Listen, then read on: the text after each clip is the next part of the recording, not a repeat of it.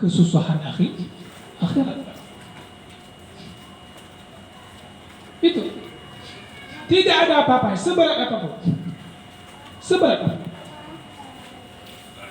Makanya Allah bahasakan ya ayyuhalladzina amanu qu anfusakum wa ahlikum nara.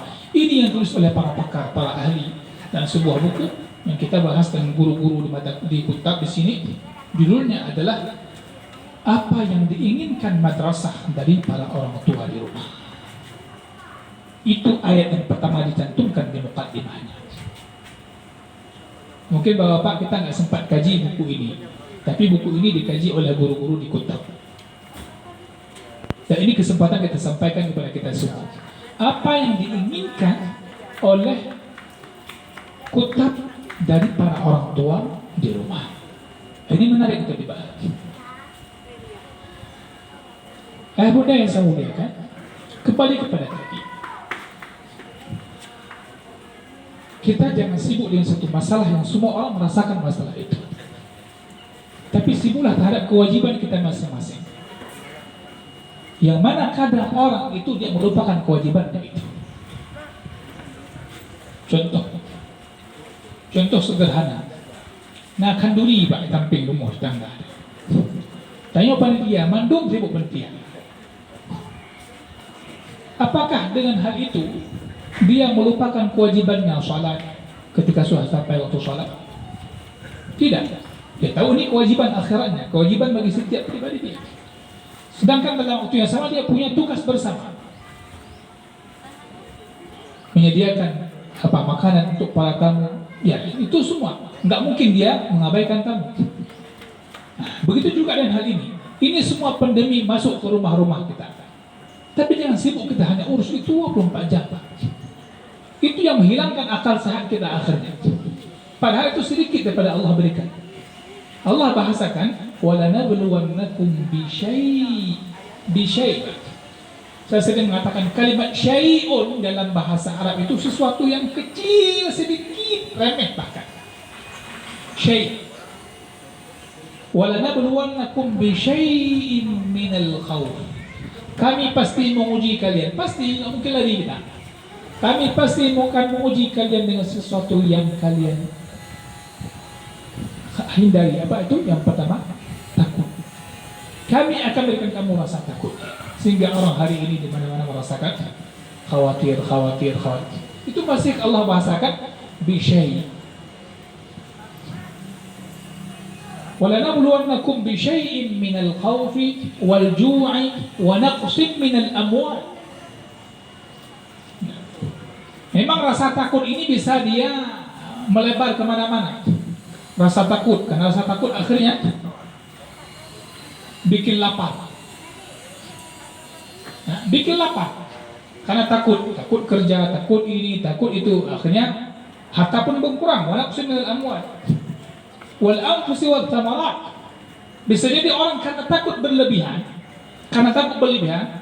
dia menjadi psikologisnya terganggu, bisa meninggal dunia dan sebagainya karena sakit dan seterusnya. Wabashshirus sabirin. Namun segala ujian yang tidak mengenakkan itu Allah tutup di akhir ayat, berikan kabar gembira, bukan kabar yang menakutkan, Pak. Coba dibuka ayatnya itu. Perhatikan, indah sekali Al-Quran itu berikan kita semangat untuk hidup. Wabashshirus sabirin. Berikan kabar gembira. Gembirakan orang. Siapa yang akan merasakan itu? As-sabir. Buat orang jadi sabar, berikan kabar gembira bagi orang-orang yang bersabar. Baik, ada hal yang perlu kita uji dalam diri kita masing-masing dan bisa kita lihat dalam pendidikan anak kita hari ini dan kita masing-masing. Bagaimana sahabat Jundub bin Abdullah radhiyallahu anhu, sudah sering mungkin dibahas dalam banyak kesempatan. Mereka ini membahasakan betapa mantapnya, hebatnya didikan Rasulullah kepada mereka. Dan ketika itu sahabat ini masih anak-anak, umur anak kita. Sahabat Jundub bin Abdullah radhiyallahu anhu dalam hadis Sahih Ibnu Majah, dan lainnya disebutkan kunna ma'an Nabi sallallahu alaihi wasallam, kami dulu ketika bersama Nabi sallallahu alaihi wasallam, bersama Nabi bersama mereka juga, karena kami bersama Nabi. Siapa kunna itu? Kami masih anak-anak, yang dijelaskan di kalimat berikutnya, wa nahnu fityanun hazawirah, kami ketika itu masih fityan, masih anak-anak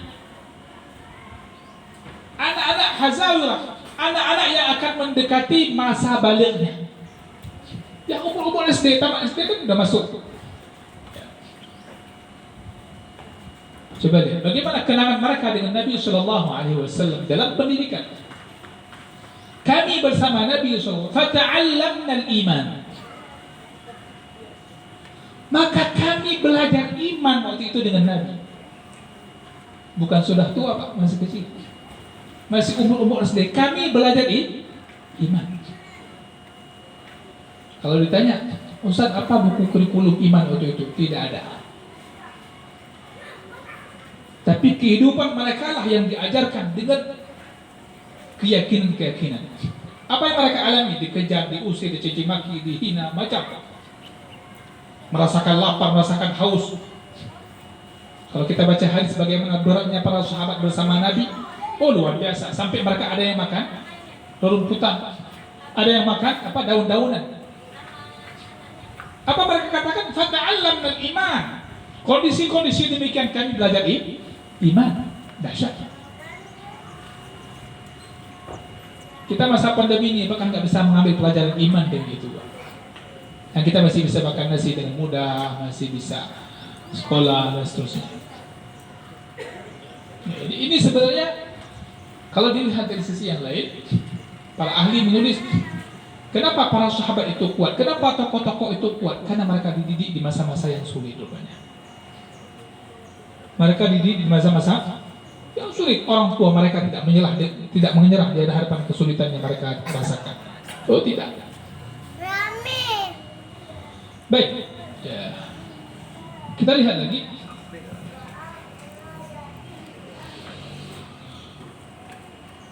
Fata'allamna al-iman qabla an nata'allama al-Qur'an. Kami belajar iman sebelum kami mempelajari Al-Qur'an.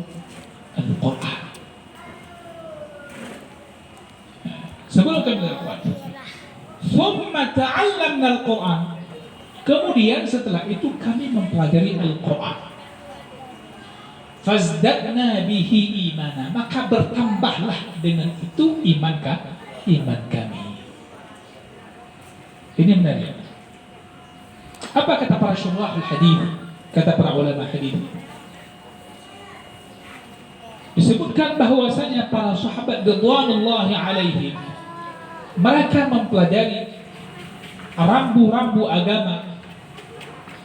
Mereka mempelajari agama ini secara bertahap, tadrijiyah, memiliki tahapan-tahapan. Kami mempelajari agama dulu, para sahabat itu memiliki tahapan-tahapan. Dan wa kana hammuhu, yang menjadi prioritas utama mereka adalah mempraktekkan apa yang mereka pelajari. Rupanya pelajaran waktu itu ketika mereka di Rasul Shallallahu Alaihi Wasallam, teorinya memang tidak banyak, tapi bagaimana setiap teori itu bisa dipraktekkan. Maka dibiasakan. Maka kalau kita perhatikan hadis lain, ketika Rasul Shallallahu Alaihi Wasallam berbicara perintah kepada orang tua, yang sifatnya orang tua wajib, bagi anak belum wajib, tapi bagi orang tua wajib. Apa? Muru auladakum bis-shalah. Perintahkan anakmu untuk salat. Padahal anak itu ketika masih umur 7 tahun, mereka belum wajib salat. Mereka belum baligh. Tapi bagi orang tua wajib memerintahkan untuk salat. Ketika orang tua tidak mempraktekkan perintah ini, tidak menyuruh anaknya, tidak memperhatikan anaknya untuk salat, ditanya dan seterusnya, maka di sini dosa orang tua. Kenapa dia meninggalkan kewajiban memerintahkan? Ya. Artinya apa? Fokus pada anak didik berupa anak kita waktu itu, di saat itu adalah bagaimana mereka mempraktekkan sholat. Mungkin teorinya masih sederhana, dia belum bisa belajar masalah khusyuk, masalah tingkat bagaimana itu, tidak. Dia bisa tahu gerakan sholat, tahu baca Allahu Akbar, dasar-dasar. Muru auladakum bis-shalah. Tentu tidak ada perintah tanpa didasari oleh ilmu. Namun tingkatan keilmuan bagi anak tidak sama dengan kualitas sholat kita orang dewasa. Ya. Maka dikatakan dalam pendidikan Rasul kepada para sahabat, mereka memperhatikan yang pertama prakteknya. Kana hammuhum tatbiq ma ta'allamuhu awwalan bi awwal. Thumma yantaqiluna ila amrin akhar. Kemudian setelah itu mereka beranjak kepada perkara yang lainnya. Coba lihat. Wa kana an-nabiy sallallahu alaihi wasallam ma'ahum yulahidhuhum wa yahdihim. Nabi sallallahu alaihi wasallam selalu mengontrol, mengawasi mereka. Artinya pendidikan tidak bisa dilepas daripada pengawasan. Ketika di kota, anak-anak kita diawasi oleh para ustaz, para ustazah. Ketika di rumah, itu tak boleh lepas pada pengawasan ayah dan ibunya. Bukan pengawasan CCTV, pengawasan ayah dan ibunya. Tergantung nanti sarana untuk mengawasi bagaimana. Yang penting ada pengawasan, pengontrolan. Kalau Nabi langsung melihat, memperbaiki ketika ada yang keliru daripada mereka. Kita lihat hadis yang lain yang sering kita dengar adalah ketika seorang anak kecil makan, ya, makan. Apa kata Rasul? Langsung bahasanya praktek pada anak. Samillah, ucapkan Bismillah. Wa kul biyamin, makan pakai tangan kananmu. Semua praktek. Karena anak-anak waktu itu tidak butuh pada teori yang banyak. Samillah wa kul biyamin wa kul mimma yali. Kamu makan apa yang dekat-dekat denganmu. Bek mencampur-campur jaro ke dia tiu. Bek ke beko jaro ke dia. Jadi biasa. Begitu telitinya Rasul sallallahu alaihi wasallam dalam mengawasi pendidikan para sahabat radhiyallahu alaihim. Tentu Rasul sallallahu alaihi wasallam membimbing mereka dengan lembut dan penuh bijaksana. Dalam waktu yang sama, para sahabat ini dikatakan dijauhkan. Rasul memerintahkan mereka agar tidak ekstrem, bi'adami tashaddud, tidak berlebihan. Maka ini menjadi teladan bagi kita semua. Bapak Ibu yang saya muliakan, maka sahabat Jundub bin Abdullah radhiyallahu anhu ini, beliau mengatakan, kunna ma'an Nabi sallallahu alaihi wasallam wa nahnu fityanun hazawirah. Ketika anak-anak itu hazawirah, Pak, kalau boleh diartikan bahasanya begini: al-ghulam idza ishtadda wa qawiya wa khadama wa qaraba al-bulugh. Ini seorang anak-anak yang dia sudah mulai agak kuat, ya, fisiknya sudah mulai agak kuat, dan dia sudah bisa membantu. Kayak anak-anak kita lah. Wa qaraba al-bulugh, dia belum balik, tapi beberapa tahun ke depan dia sudah akan balik. Fata'allamna al-iman qabla an ta'allamna al-Qur'an. Di sini para ulama mengatakan bahwasanya yang pertama mereka para sahabat mempelajari adalah asas. Apa itu asas? Pondasi. Pondasi apa yang pelajari? Pondasi akidah. Karena di sini akidah, kekuatan seseorang itu pada ada keyakinan. Hari ini yang ditangisi oleh para ahli dan para pemerhati pendidikan adalah lemahnya mental anak didik. Hari ini anak-anak kita mentalnya lemah sekali. Ditambah dengan masa pandemi sudah setahun, banyak anak-anak muslim ini, banyak anak-anak kita tidak lagi sekolah, tidak kenal gurunya, semua online. Ya. Maka ada yang plesetin, ketika ada PSB, penerimaan siswa bodoh katanya. Tahun ini bukan penerimaan santri baru, penerimaan siswa bodoh. Kenapa? Anak-anak belajar. Maka kita lihatlah macam beredar. Saya yang mengagetkan, saya ada sebuah video, mungkin Bapak sudah dapat juga. TikTok, anak Aceh, mantang banyak. Kita yang kepu, orang kena orang yang kepu galak aja. Belum galak aja kelonti dia. Nampak yang bawa abang-abang. Saya yakin ini enggak dididik di sekolah manapun. Tapi anak begitu polos. Ketika ditanyakan kepu orang yang kepu je. Belum galak aja kelonti. Kita banyak kelonti, aku pakai baju ketat-ketat. Na'udzubillah min dzalik. Itu satu yang nampak di apa? Mungkin banyak kawan-kawannya. Yang perlu dilihat dengan siapa dia berkawan. Komunitasnya seperti apa? Ini anak-anak masih kecil. Maka hadirin Bapak Ibu yang saya muliakan, ayah bunda, maka dikatakan yang pelajari pertama adalah asas akidah. Karena akidah adalah kekuatan yang ada pada setiap orang. Maka tidak heran kita, kenapa Bilal bin Rabah radhiyallahu anhu, keluarga Al-Yasir, Yasir dan sebagainya, itu kan masih di awal-awal Islam. Masih di awal Islam, ibu-ibu. Ketika ujian mereka, taruhannya nyawa, kan? Sampai dipukul, dicemeti, sampai diletakkan batu di atas dadanya. Sebetulnya. Tapi kenapa bisa bertahan, tetap mempertahankan? Allah. Al-Quran belum sempurna turun. Masih di awal-awal Islam. Belum hijrah ke Madinah. Syariat belum banyak. Masih banyak kewajiban-kewajiban belum ada waktu itu. Masih di awal-awal. Keluarga Al-Yasir yang sampai semua keluarga mereka disiksa. Pertanyaannya kenapa bisa bertahan? Asasnya bangunannya bagus. Kalau boleh kita visualisasikan dalam gambaran benak kita masing-masing di sini. Anak kita ini kan sedang kita bangun seperti kita ingin membangun sebuah bangunan yang megah, yang mewah, yang hebat dan kokoh. Kalau kita ingin membangun sebuah bangunan, apa yang kita bangun pertama sekali? Atapnya, tiangnya, atau pondasinya? Pondasi.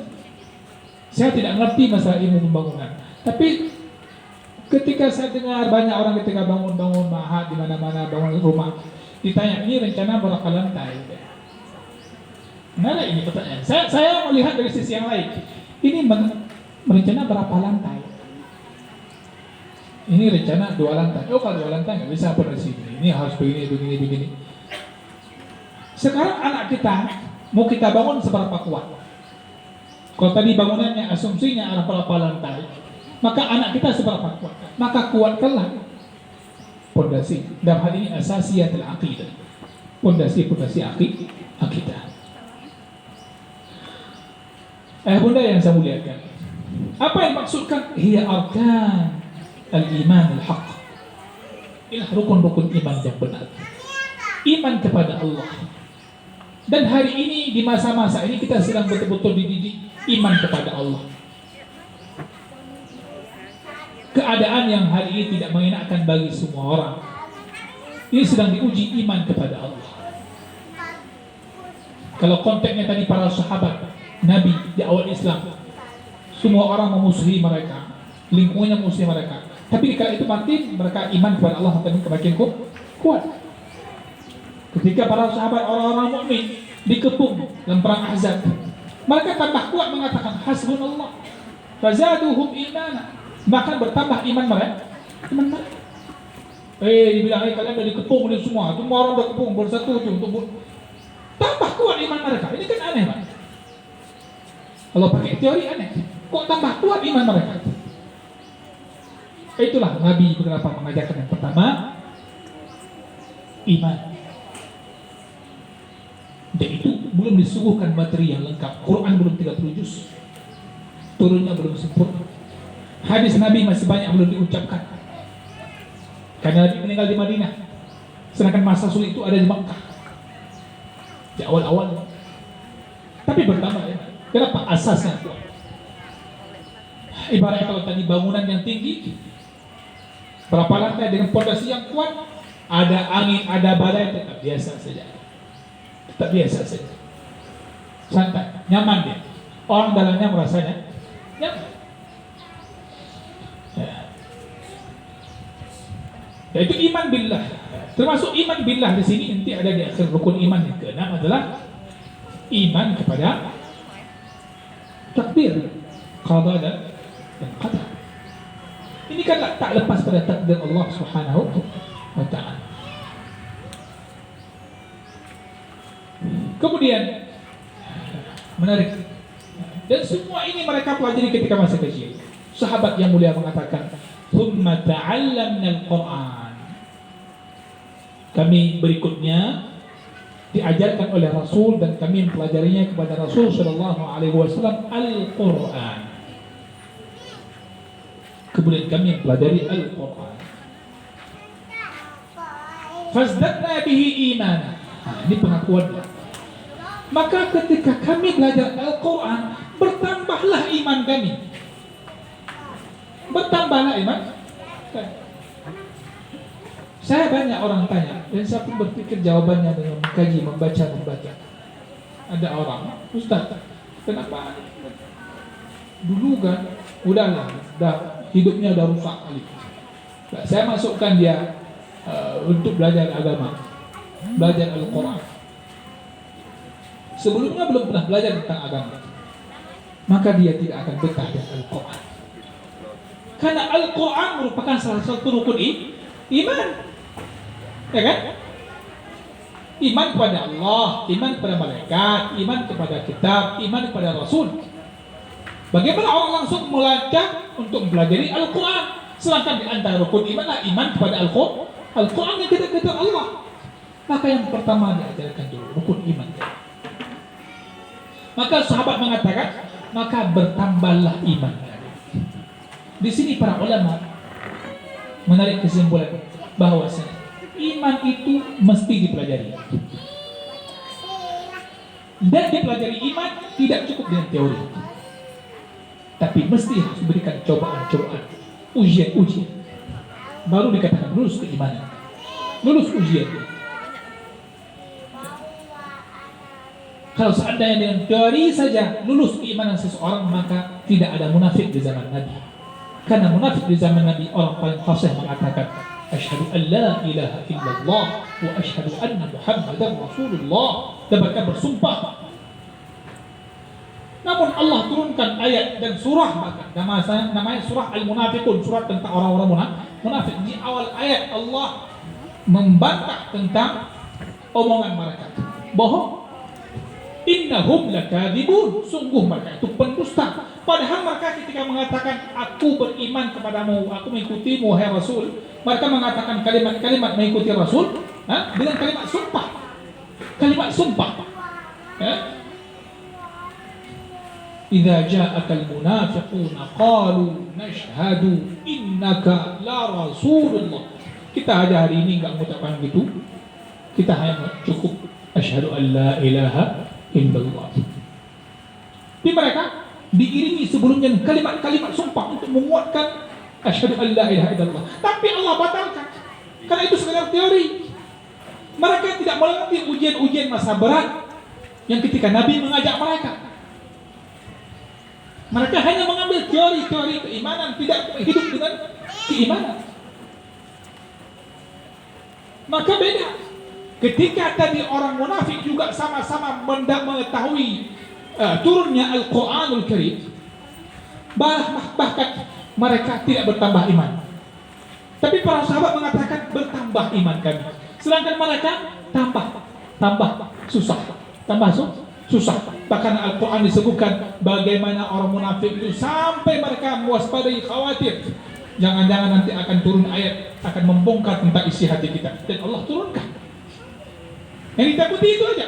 Artinya apa yang dihantui itu yang Allah nampakkan pada mereka, dan Allah bongkar ayat mereka sampai akhir zaman, sehingga orang di akhir zaman pun tahu siapa mereka orang-orang munafik yang kriteria yang terdapat dalam Al-Quran. Hadirin berbahagia. Maka dikatakan di sini, annahum lamma talu, mereka para sahabat itu ketika membaca Al-Quran, wa qara'u kitab Allah, mereka ketika melantunkan dan membaca kitab Allah, wa tadarasuhu fima bainahum, dan mereka saling mengkaji, saling mempelajari antara mereka, izdada imanuhum, bertambahlah iman mereka. Ya mudah sekalian, ketika kita di sini punya anak, kita ajarkan iman, kita ajarkan kepada mereka Al-Quran, yang perlu dievaluasi apakah bertambah yakin, bertambah kuat hati mereka, bertambah optimis hidup mereka atau tidak. Ya. Wa idza tuliyat, inilah sebagaimana Allah sebutkan dalam surah Al-Anfal ayat 2, wa idza tuliyat alaihim ayatuhu zadatuhum imana. Kalau itu imannya sudah bagus, asas-asas imannya sudah bagus, maka ini seperti kata Allah, apabila dibacakan, apabila dibacakan kepada mereka ayat-ayat Allah, dia mendengarnya. Ketika dibacakan ayat, zadathum imana, bertambahlah iman mereka. Wa ala rabbihim yatawakkalun, dan kepada Tuhan mereka bertawakal. Mereka bertawakal, bukan lari daripada keadaan. Mereka siap menghadapi keadaan, siap menghadapi segala hal yang tidak mengenakan, dan bahkan itu diajarkan. Ya. Hari ini tidak sedikit orang tua hanya mempersiapkan anaknya untuk siap hidup bersama orang tuanya saja. Orang tua kadang tidak berpikir bagaimana anak saya siap tidak hidup ketika saya telah tiada. Dan itu bisa dengan seketika Allah ambil nyawa kita. Tanpa pendidikan iman seperti kata sahabat tadi, tidak mungkin anak itu siap hidup tanpa kita. Ya. Maka apa kata Yaqub? Am kuntum syuhada id hadara Yaqub al-maut id qala li banihi ma ta'buduna min ba'di. Ketika Nabi Yaqub mau meninggal dunia, dia tanya kepada anak-anaknya semua, keluarganya, apa yang akan kalian sembah? Yang ditanya fondasinya imannya. Ma ta'buduna min ba'di, anak-anakku, apa yang akan kalian sembah nanti setelah aku tiada? Setelah aku apa yang kalian sembah? Karena kesyirikan yang para nabi semua memberantasnya. Jangan sampai anaknya terjerumus pada kesyirikan. Ma ta'buduna min ba'di, enggak ada pertanyaan ma ta'kuluna min ba'di, apa yang kamu makan nak setelah aku tiada. Tapi ma ta'budun, bukan ma ta'kulun, bukan apa yang kamu makan, tapi apa yang kamu sembah. Karena rezeki sudah Allah jamin, Allah sebutkan dalam banyak ayat. Rezeki anak kita, ayah muda sekali, bukan rezeki kita. Jangan merasa makanan yang dimakan oleh anak kita itu kepada halu, jatah kau aja Allah juga. Maka dalam ayat, dua ayat dalam Al-Quran Al-Karim tentang larangan bagi orang tua membunuh anak.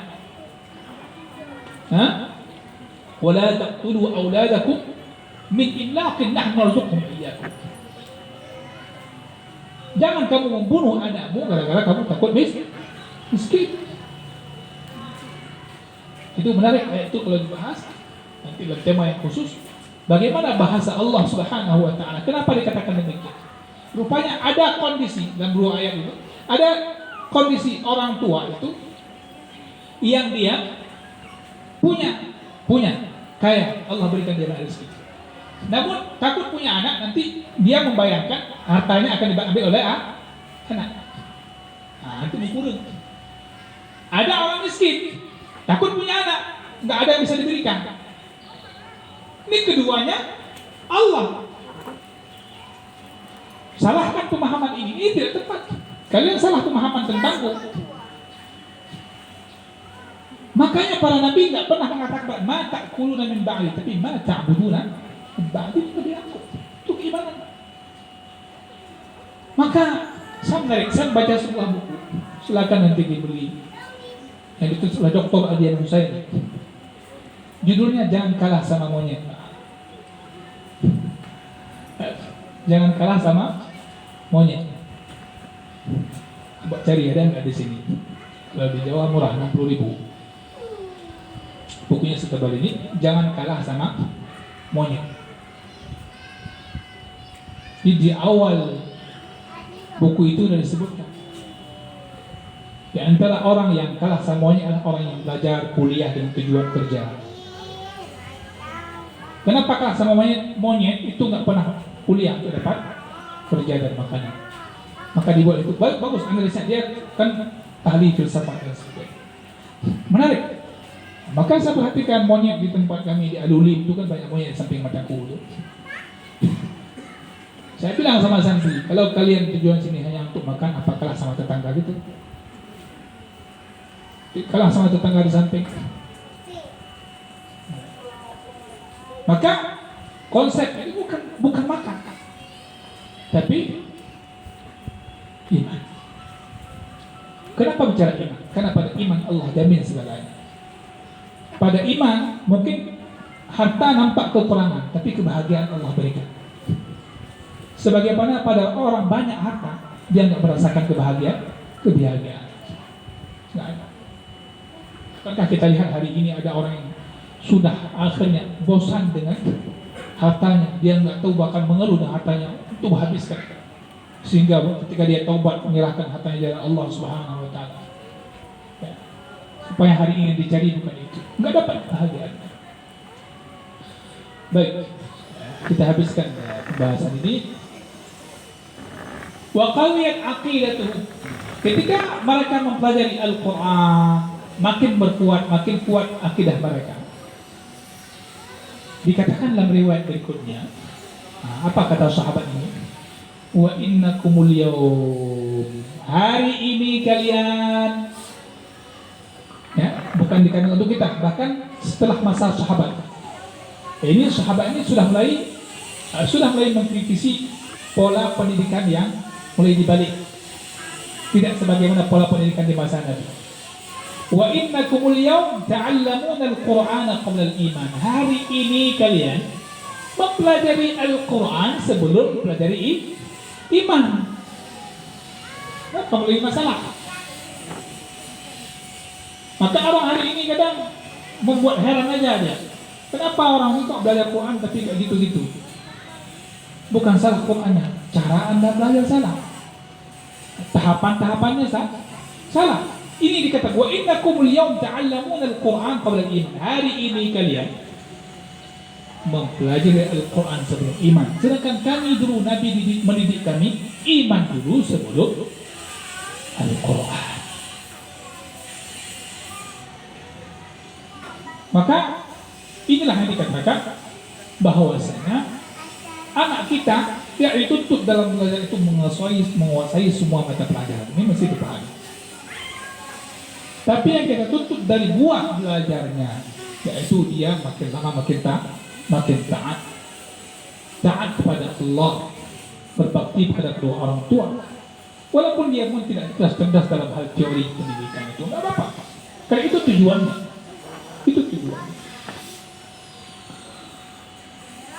Dalam riwayat Abdullah bin Umar dijelaskan maknanya.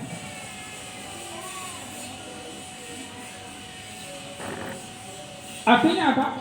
Dulu kami itu mempelajari mana yang halal, mana yang haram, sehingga tahu mana perintah, mana larangan. Ya. Sampai anak-anak kita mana kata-kata yang boleh diucapkan, mana yang tak boleh diucapkan, mana kata-kata yang haram, bahkan mana kata-kata yang mengandung kesyirikan, yang merusak iman. Itu semua diajarkan.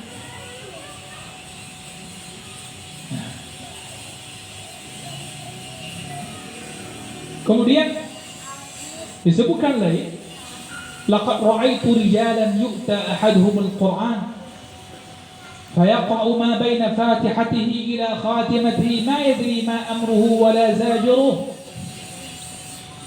Sungguh aku telah melihat orang-orang yang didatangkan kepadanya Al-Quran, dia membacanya dari awal Al-Fatihah sampai penutupnya, Al-Fatihah sampai Berapa Pak? Berapa juz? 30 juz. Apa menariknya? Ma yadri.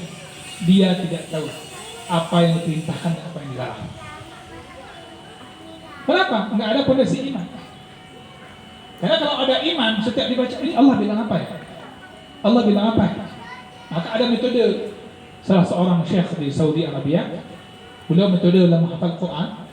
Beliau mengatakan mesti baca dulu tafsir ringkas sebelum menghafal. Itu murid-murid itu suruh baca tafsirnya. Satu langsung. Kemudian baru hafal.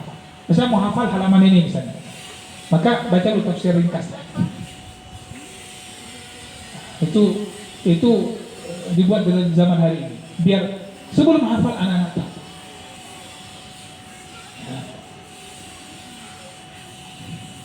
Ayah bunda yang saya muliakan. Maka di hadis ini para ulama menyebutkan mesti memperhatikan tingkatan-tingkatan dalam pendidikan. Yang pertama adalah iman sebelum memenuhi memori anak-anak kita dengan hafalan dan teori-teori lainnya.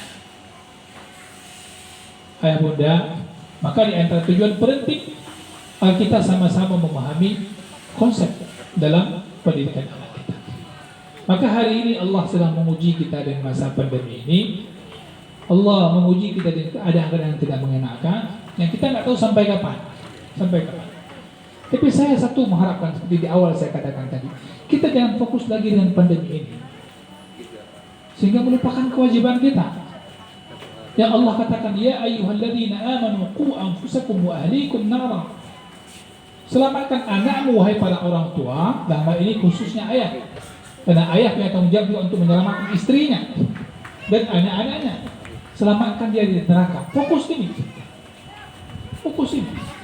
Allah perintahkan kita sejak dulu turun ayat itu agar kita ada jaga jarak dengan neraka. Jaga jarak dengan neraka lebih utama dan mesti menjadi mati-matian kita perjuangkan dibandingkan jaga jarak dengan corona. Maaf bagi yang nggak setuju. Itu Allah yang bilang. Ustaz kok ambil jaga jarak? Itu kan Al-Quran. Taqwa itu Pak jaga jarak.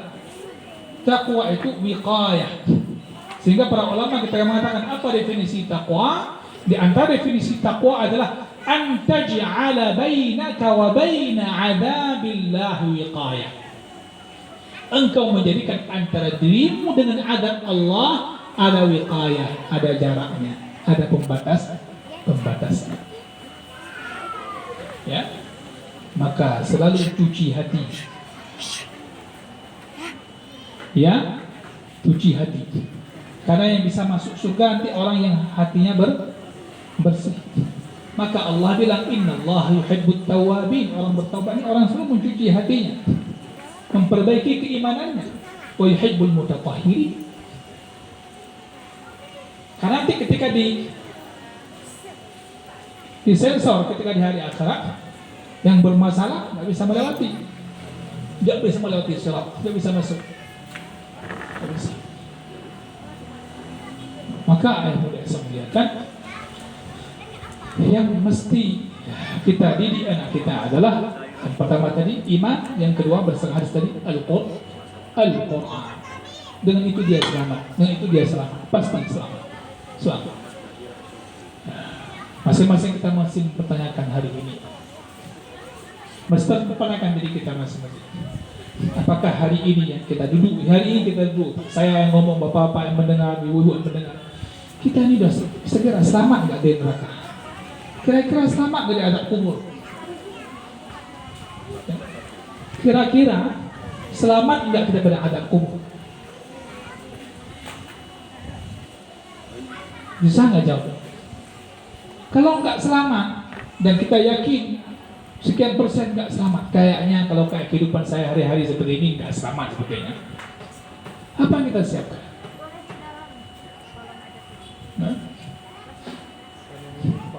Alam kubur nanti ketika dibangkitkan, Hari ini kita dengan gagah kelihatannya gagah semua. Ini kita punya wajah. Kira-kira wajah ini nanti akan dibakar oleh Allah. Kita punya mata, apakah mata kita ini akan melihat Allah? Tidak. Kita punya mata, apakah dengan mata ini akan melihat berjumpa dengan Rasulullah Sallallahu Alaihi Wasallam?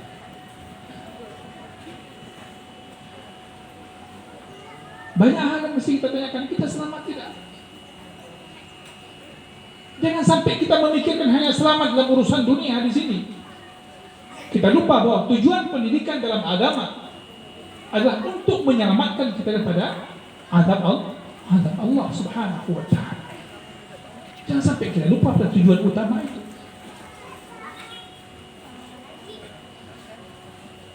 Jadi kalau ditanya, Ustaz, kenapa? Saya ada orang bertanya, kenapa terlalu mengecilkan masalah pandemi dan corona ini?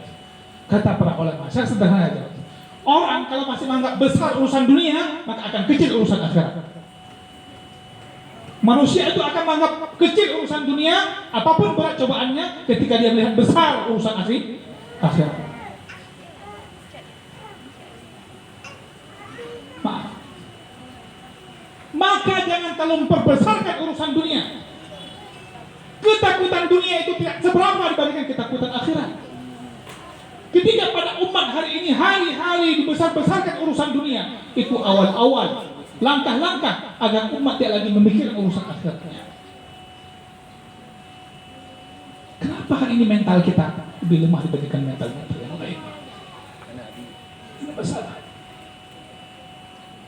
Maka kehidupan orang mukmin yang Rasulullah didik, kenapa mereka selalu membahasakan masalah iman, masalah akhirat, masalah agar itu besar di hati-hati para sahabat itu tumbuh. Urusan dunia itu nggak dibicarakan terus-menerus. Itu hanya bagian sekedar tidak lupa. Wabtaghi fima ataka Allahu ad-darul akhirah, yang kamu cari urusan akhirat. Wala tansa, sekedar jangan lupa saja bagianmu di dunia. Sekedar jangan lupa. Berdua mana api? Pekan tu semaya, itu mana? Hanjir ciknya kat baginya. Apa semaya? Jangan lupa. Bunda, maka membicarakan masalah keimanan bersama anak kita bersama-sama. Kita di Baitur Rahman sedang kita bahas hadis bagaimana Rasulullah mendidik para sahabat yang masih kecil. Ihfazillah yahfazka, Ibnu Abbas. Itu pola-pola Rasul membahasakan. Itu masih anak-anak. Nah, jaga agama Allah. Allah pasti menjaga. Kalau minta sesuatu, minta kepada Allah. Rasul bicara sama siapa? Bukan orang dewasa, masa anak-anak. Kalau minta tolong, minta tolong sama Allah. Kalau orang semua berkumpul di dunia ini untuk memberikan bahaya kepadamu, mereka tidak mampu memberikan bahaya. Coba bayangkan kalimatnya, bagaimana Rasulullah memberikan pemahaman itu pada anak-anak. Kalau seandainya seluruh dunia, seluruh makhluk berkumpul bersatu semua untuk memberikan bahaya, memudaratkanmu, mereka tidak akan memberikan bahaya kepadamu illa bi syai'in qad katabahu Allahu lak, kecuali dengan sesuatu yang telah Allah tetapkan bagimu. Dan ketika berkumpul manusia semuanya untuk memberikan manfaat kepadamu, sungguh mereka tidak akan mampu memberikan manfaat. Mereka berkumpul semua tidak akan mampu, kecuali kalau Allah menetapkan itu. Rasul ngomong bukan depan mahasiswa, bukan depan SMA, tapi umurnya depan umur anak-anak SD menjelang SMP, umur anak-anak kecil. Dan itu Rasul bahasakan di mana, Pak? Di ruang belajar, bukan di atas kendaraan. Di atas kendaraan, sedang dibonceng, bukan naik Innova, tapi naik unta. Dibonceng. Rasul ngomong itu, ya ghulam, hai anak, inni u'allimuka kalimat, aku akan mengajarkanmu beberapa patah berapa patah kata. Di unta, di atas unta sedang berjalan, yang dibicarakan keimanan, keyakinan, optimis hidup, jangan takut sama orang, yang berharap manfaat sama orang, sama anak-anak. Rasul tidak mengajarkan nyanyian ketika mereka sambil naik kendaraan. Ini pesan-pesan keimanan, sehingga tumbuhlah dalam diri para sahabat radhiyallahu alaihim itu masalah agama itu begitu besar, tumbuh kokoh sejak banyak dengar, sehingga mereka jadi orang yang senang membicarakan urusan agama. Yang kita dapatkan dalam ungkapan orang-orang saleh terdahulu, para tabi'in, mereka sangat benci duduk kumpul bersama orang yang hari-hari ngomongnya makanan dan perempuan. Makanan umumnya ini ibu-ibu, ngomong perempuan umumnya bapak. Saya lupa siapa mengucapkannya, nanti saya ucapkan. Saya lihat lagi di kitab itu, mereka bilang sangat benci asal duduk kumpul ngomongnya. Kan istri satu udah takut di rumah udah ngomong si 2, 3, 4, 5. Dan belum kawin pun ngomongnya cewek itu nggak disukai, rendah kali pembicaranya itu. Kata ngomongnya makanan aja, maka ayo senang kali makan itu. Nanti kasih tahu kawan, yuk makan di sana. Itu aja habis waktunya ngomong makan itu. Ini bahaya. Saya khawatir juga. Nah, kita ini khawatir semua. Kalau seandainya di rumah kita hanya pembicaraannya itu, nanti anak kita juga akan pintar untuk membicarakan makan. Ya, makan di sana yuk. Enak kali. Kata mbak itu kan enak kali ya. Cobalah ya sekali. Bawalah kita sekali ke sana. Mulai. Saya kemarin sore membacakan hadis Nabi SAW. Fitnah yang paling berat bagi laki-laki adalah wanita. Menarik di pembahasan hadis itu, pembicaraannya bukan fokus godaan, tidak. Supaya di antara fitnah wanita, kadang dia selalu mengatakan kepada suaminya, beli inilah, beli itulah, beli inilah, beli itulah. Padahal itu tidak dipentingkan. Itu jadi fitnah. Fitnah. Maka ibu-ibu di sini saya yakin bukan fitnah. Ya, maka biar nggak fitnah, nanti jangan minta beli sesuatu yang nggak penting. Kalau nanti bapak ada bilang Ustaz manteng nak fitnah ya rumah. Ini jangan sampai. Jadi ini penting. Jadi membahasakan agama itu penting sih. Luar biasa. Memang dalam saya baca dalam sebuah tulisan psikologi, shopping itu bagi perempuan, shopping itu menghilangkan depresi. Kalau ada uang. Tapi dalam waktu yang sama bikin depresi para ayah. Berlebih kalau nggak ada uang. Maka saya perhatikan di mana-mana, termasuk saya sendirilah, kita semua para suami di sini. Kalau ke pasar cukup ngantar aja, tunggu di mobil. Kalau ada yang jual espresso, ya di espresso situ. Atau belum popcorn yang kan? Mau dah begitu Allah buat. Tapi bukan nggak boleh. Tapi kita buat kayak tadi, jangan sampai itu menjadi perhatian hidup kita sehari-hari. Oleh memang kebenaran.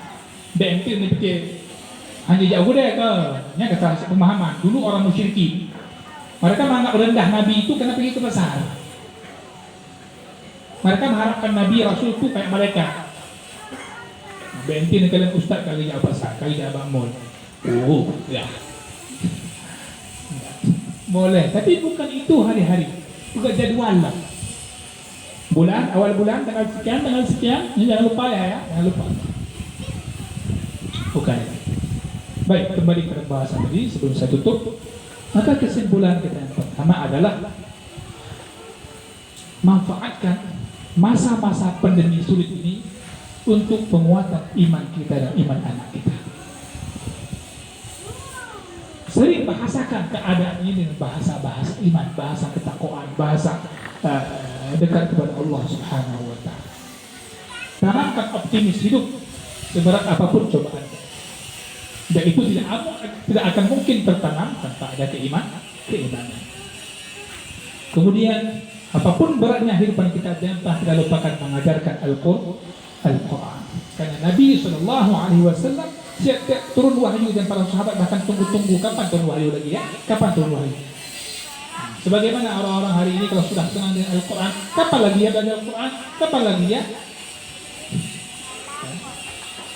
Ada orang kita di Mataku kan ada PIMA, ini 2 tahun sampai tahun ini ada lagi PIMA. Tidak ada lagi kita buka program intensif Al-Quran untuk orang luar. Tapi nggak pernah henti-hentinya. Jauh, ini udah ada yang bertanya. 3 bulan lalu udah ada bertanya, Ustaz, nanti Ramadan lagi depan ada PIMA lagi, ada orang rindu. Saya membayangkan kerinduan orang-orang hari ini, bagaimana dahsyatnya rindu para sahabat nunggu-nunggu, kapan lagi turun wahyu? Kapan lagi turun wahyu? Kapan lagi turun wahyu? Sehingga Nabi pun kadang sedih tidak turun wahyu ketika jarak wahyu itu ada. Terlebih ketika dicaci maki, dihina-hina oleh orang-orang musyrik.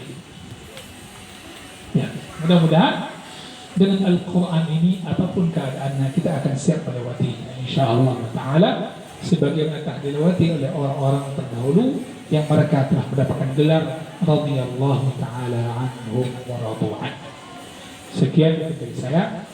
Mungkin ada informasi yang akan disampaikan. Jadi saya ada disampaikan sekilas ya Bunda sekalian, ini jawaban semua ada ayah Bunda. Kita mewacanakan untuk belajar kembali setiap hari, ya, belajar setiap hari.